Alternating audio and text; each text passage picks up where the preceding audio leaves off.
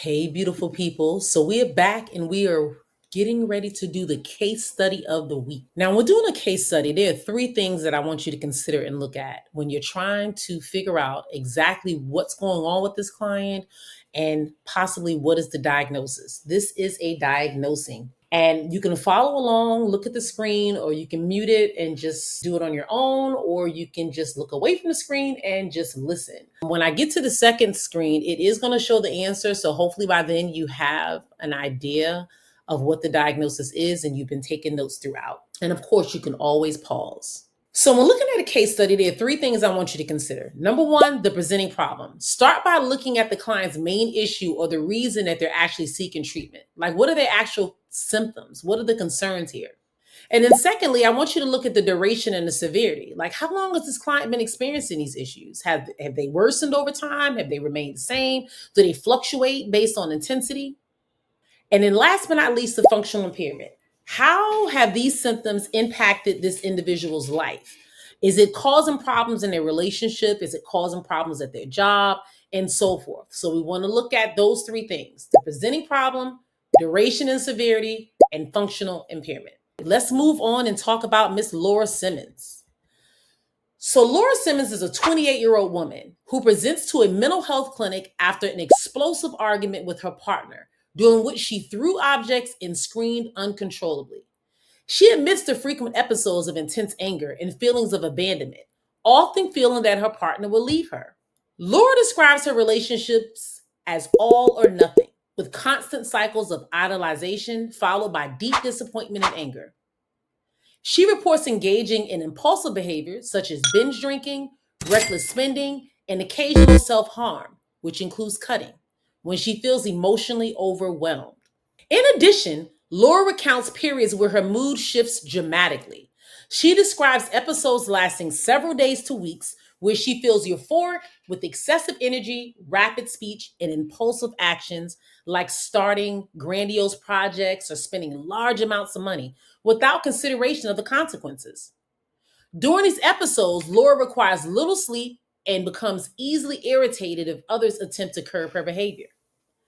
On occasions, she has been hospitalized in order to be stabilized. These episodes are followed by periods of deep depression during which she feels hopeless, has difficulty functioning, and struggles with thoughts of self-harm.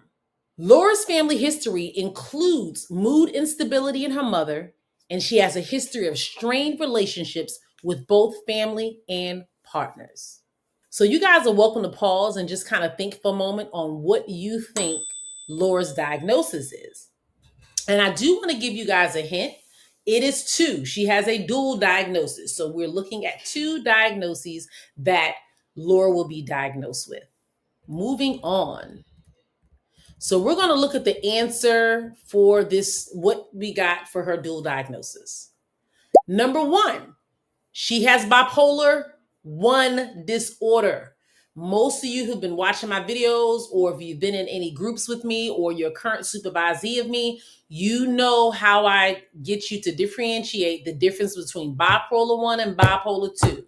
Bipolar 1 has one more episode type than bipolar 2, and that is manic. Laura clearly has demonstrated having manic episodes, categorized by excessive energy, reduced need for sleep, impulsivity, and irritability. And it lasts for days. So it's obviously more and sometimes weeks as shared in this scenario, which is definitely less than the 5 days that you would normally experience with someone having hypomanic.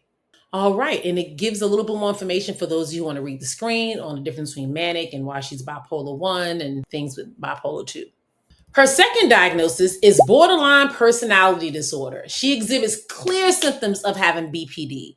She has that fear of abandonment, unstable and intense relationships, the emotional vitality, impulsive behaviors, self-harm. Like, she is a classic example of somebody with borderline. The combination of having that mood instability and all those impulsive actions and extreme reactions, this is showing that she has that co-occurring diagnosis of BPD. So in conclusion, Laura's symptoms are consistent with borderline personality disorder and bipolar 1, giving her full episodes of full manic behavior. Treatment would likely involve mood stabilizers or antipsychotic medications for bipolar 1 disorder.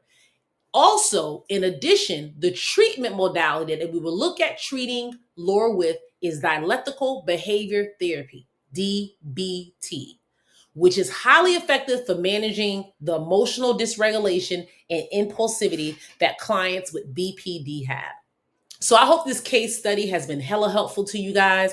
I want you to realize that you have completed a case study and you have learned 3 different things. You've learned bipolar 1, the difference between bipolar 2. You've also learned borderline personality disorders and the type of treatments that the individual should likely receive, and also what type of medications. So this case study was packed. And that is pretty much what I plan to do with you guys each and every week, to make sure that you guys are able to go through them and truly diagnose what these individuals have. They will be harder, they will get more intense over time, but the goal of it all is for you to understand the difference between these diagnoses. So if you get another scenario, we probably will come back to this one, and maybe it won't be as clear cut, and you would have to think a little bit more and really pull from the symptoms provided.